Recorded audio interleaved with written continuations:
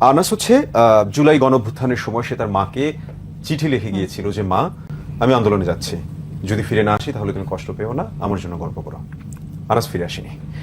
আনাসের মতো অসংখ্য আনাসের মায়ের মতো অসংখ্য মায়ের বুক খালি হয়েছে।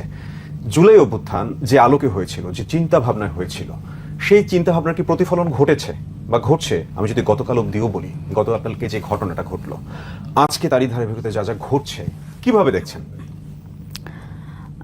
প্রথমত দেখেন, আমরা এই জুলাই গণ অভ্যুত্থানের কথা বলি, আমরা এই 5 আগস্ট পরবর্তী সময় আমরা যারা জাতীয় রাজনীতিতে এসেছি, আমরা এতদিন অনেকেই ছাত্র রাজনীতিতে ছিলাম, অনেকেই অ্যাক্টিভিজম করতাম সমসাময়িক বিষয় নিয়ে, কিন্তু যখন এই গণ অভ্যুত্থানটা হলো, এই গণ অভ্যুত্থানে এই আনাসের চিঠির মতো আরও অনেক আনাস, তাদের আমরা বোঝবার চেষ্টা করছিলাম যে আসলে ঠিক কি জন্য আসলে মানুষ এত সহজে নিজের জীবনটা দিয়ে দিতে পারে এবং এতটা সাহস কিভাবে দেখাতে পারে। তো এবং দেখেন, এই আনাসের মতো বহু তরুণ, তাদের কিন্তু কোনো পলিটিক্যাল অ্যাফিলিয়েশন নাই, এবং তারা, আমি যদি বলি যে বড় রাজনৈতিক দলগুলো, তাদের তো এক ধরনের দলীয় স্বার্থ আছে, গোষ্ঠী স্বার্থ আছে, কিন্তু আনাসের আসলে কি ছিল? সেই জায়গায় আমরা যখন 5 আগস্ট পরবর্তী সময়ে এই যে রাজনীতির একটা পরিবর্তন আমরা দেখতে চেয়েছিলাম, সেই পরিবর্তন সত্যিকার অর্থে আমরা দেখতে পাইনি। এবং সেই পরিবর্তন আমার মনে হয় যে তরুণদের এর জন্য আমার কাছে খারাপ লাগে, যারা তরুণরা এই 5 আগস্ট পরবর্তী সময় রাজনীতি করতে এসছে, তারা অনেক বেশি আশাহত হয়েছে। বা সবাই তো আসলে রাজনীতিতে আসেনি, কিন্তু কিছু তরুণ তারা কিন্তু রাজনৈতিক হয়ে উঠেছে। বাংলাদেশে একটি গণ অভ্যুত্থান হয়েছে, রাজনৈতিক চিন্তা ভাবনা, মতাদর্শ সবটা চলে এসেছে। একদম। আমি যদি এটা বলি, শুধুমাত্র তরুণরা কিন্তু একদম সেই বৃদ্ধ বয়সী শুরু থেকে একদম হচ্ছে 16-17 বছর বয়সী ছেলেটাও কিংবা মেয়েটাও কিন্তু রাজনীতিতে সক্রিয় হয়েছে। আপনারা কিন্তু সেটার কেন্দ্রবিন্দু ছিলেন, এখনো কিন্তু অনেকেই ভাবছে।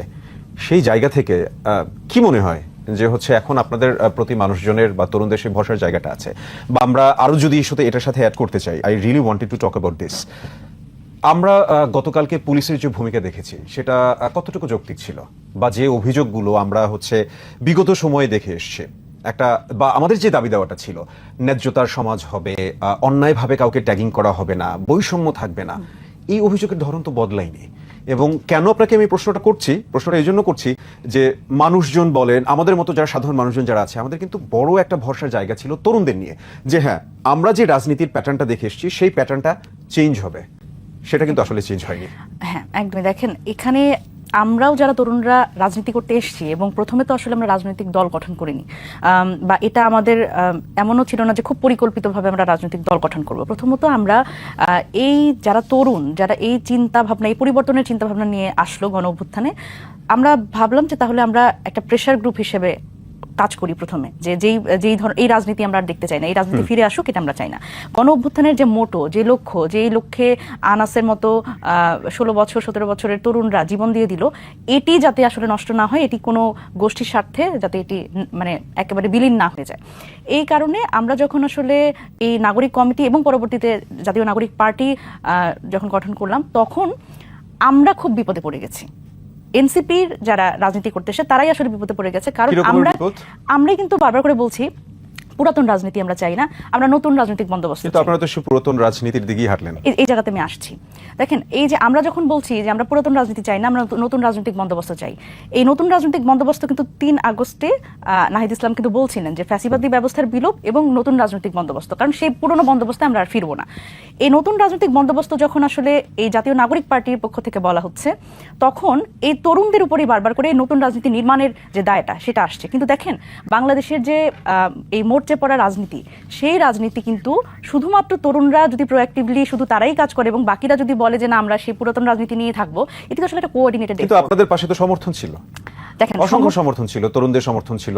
আমি যদি সেই অভ্যুত্থান একদম অভ্যুত্থানের ইমিডিয়েট পরে যে বন্যাটা হলো, সেই বন্যায় তো সারা বাংলাদেশ এসেছিল টিএসসিতে। সেই জায়গা থেকে আপনার কেন এই প্রশ্নটা আসলো, আপনি যদি ফেসবুক দেখেন, ভিডিও দেখেন, সেই জায়গায় দেখবেন কিন্তু অনেকেই অভিযোগ করছে যে বন্যার টাকা কই গেল, এই একটা গেল। আপনি কি ফেসবুকের মিম দেখেন? জেএনজি শোস, I am going to ask a very normal question. Meme দেখা হয় ফেসবুকে। রিসেন্টলি একটা মিম এবং স্ট্যাটাস খুব ভাইরাল হয়েছে, রিসেন্টলি না, আরো 10-12 দিন আগে। ওই জায়গায় বলা হয়েছে যে don't take this other way, মানে জেনজিরা হচ্ছে এটা নিয়ে খুব মিম করলো এবং জিনিসটা আমার কাছে খুব অফেন্সিভ এবং খারাপও লেগেছে যে এনসিপির নেতারা হচ্ছে 7 সিস্টার্স আলাদার কথা বলে দিল, এই জায়গায় নিজেদের সিস্টাররাই নাই হয়ে গেল, তাসনিম যারা হচ্ছে নাই হয়ে গেল, তাসনুবা জাবিন নাই হয়ে গেল, আপনি সরে দাঁড়ালেন। আচ্ছা, প্রথমত আমি বন্যার টাকার কথায় আসি। দেখেন, বন্যার টাকার কথা যখন আমি বলবো তখন আমি ওই প্রসঙ্গটা আবার আনছি। সেটা হচ্ছে যে আপনি যে বললেন যে আমরা একটা ব্যাপক জনসমর্থনের মধ্যে দিয়ে কিভাবে করে আমরা আবার একলা হয়ে যাচ্ছি। জনসমর্থন মানে সাধারণ মানুষের যে জনসমর্থন আপনি যেটা বলছেন সেটি কিন্তু দেখা যায় না, সেটি মৌন সমর্থন থাকে। মানুষ আমাদের ফলো করে, মানুষ আমাদের প্রেজ করে ঘরে বসে টেলিভিশনে দেখে। কিন্তু যে সমর্থনটা আমাদের দরকার ছিল রাজনীতিতে সেটা হচ্ছে অন্য রাজনৈতিক দলগুলোর সমর্থন, যে তরুণরা যে রাজনীতিতে আসবে এটা একটা ওয়েলকামিং ব্যাপার। আপনারা তো প্রতিদ্বন্দ্বী, হ্যাঁ, মানে ওয়েলকামিং ব্যাপারটা ছিল। সরি, আবারও ইন্টারাপ্ট করছি। আমি একটু শেষ করি না হলে আসলে মেসেজটা ঠিকভাবে যাবে না। আমার যখন এই যে প্রতিদ্বন্দ্বিতার রাজনীতি, সেটা তো আমরা গত 17 বছর দেখে এসেছি। এই প্রতিদ্বন্দ্বিতা করতে না পারা, এবং আমি যদি বলি যে সেই সময়কার যে রাজনৈতিক দলগুলো তাদের তো ব্যর্থতা আছে। সুতরাং 5 আগস্ট পরবর্তী সময় রাজনীতিটা কিন্তু আর আগের মতো হবে না। আমরা বারবার করে বলছি 5 আগস্টের পরের রাজনীতি এবং 5 আগস্টের আগের রাজনীতি কিন্তু আলাদা।